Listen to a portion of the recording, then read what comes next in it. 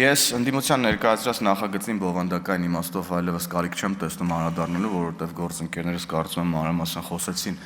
արդեն այն մասին, որ նման օրենսդրական փոփոխության անհրաժեշտություն չկա։ Ես ուզում եմ խոսեմ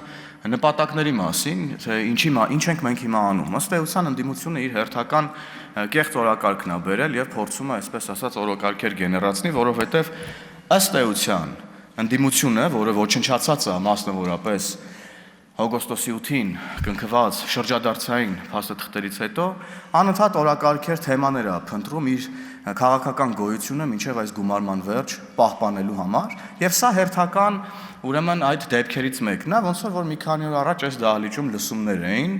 այդ լսումներն էլ հերթական կեղծ, ֆեյք օրակարգն էին, ոչնչի մասին օրակարգեր, ինչի մասին որ մեր հանրությունը ըստ էության հենց լսումները նայելով հասկացավ, թե ինչ խայտառակություններ այստեղ կատարվում։ Եվ հիմա էլի կեղծ օրակարգ է բերվել, առայն թե բա ցեղասպանությունը փորձում են մերժել, արտահայտություն հնչեց, որ տոտալ քարոզչություն է տեղի ունենում ցեղասպանության դեմ։ Սա խայտառակություն է ուղղակի, որովհետև ամբողջությամբ նա կեղծ է այս թեզը եւ այն դիտարկումը, որ մենք պետքա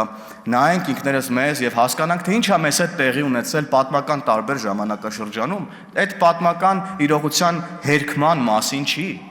Սա ինքնահայեցման մասին է եւ առաջին հերթին այն մասին է, որ մենք նայենք եւ տեսնենք, թե պատմական տարբեր ժամանակաշրջանում ինչեր են մեր հետ տեղի ունեցել, որ այլևս երբեք տեղի չունենան եւ մենք կարողանանք կանխել նման ողբերգությունները մեր ժողովրդի հետ տեղի ունեցած։ Եվ դուք վերցրել եք այս թեման եւ կրկին խաղում եք մարդկանց հույզերի հետ։ Ինչպես խաղում եք 44-օրյա պատերազմի զոհերի, վիրավորում ստացած, հաշմանդամություն ձեռք բերած մարդկանց եւ նրանց հարազատների ուրեմն վշտի հետ։ Ինչպես խաղում եք վերջերս Փարաքարում տեղի ունեցած դեպքերի հետ կապված այդ շրջանակի մարդկանց վշտի հետ։ Դուք ընդհանրապես ման եք գալիս վիշտ եւ ցավ, որ գաք դրա վրա փորձեք քաղաքական միավորներ հավաքել։ Էսա, ժողովուրդ ջան։ Երբ որ այստեղ գալիս եք եւ փորձում եք մարդկանց համոզել, որ ինչ որ այլ երկրի